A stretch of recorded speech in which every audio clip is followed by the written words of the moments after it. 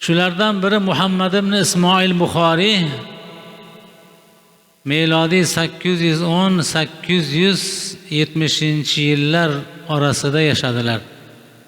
Islom olamining eng buyuk hadis to'plagan olimlaridan sanaladilar.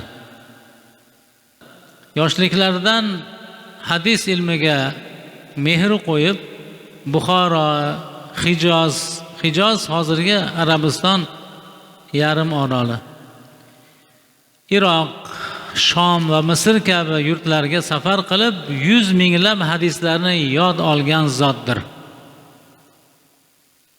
Hozirgidek texnikalar bo'lmagan, otda, tuyada kerak bo'lsa yayov yurib hadis muboraklarni to'plagan.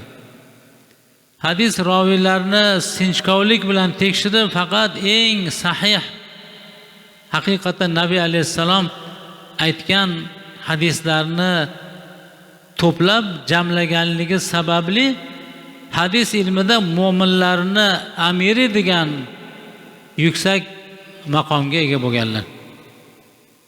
U zotning eng mashhur asari Sahihul Buxoriy, Al-Jami as-Sahih deyiladi. Bu Qur'oni Karimdan keyingi ishonchli manba hisoblanadi.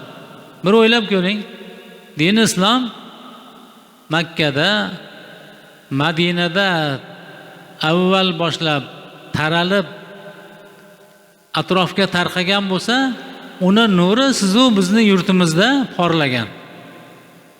Bu katta narsa. O'sha joylardan chiqmasdan Alloh taolo bizni xalqimizga shuni munosib ko'rgan. Qur'oni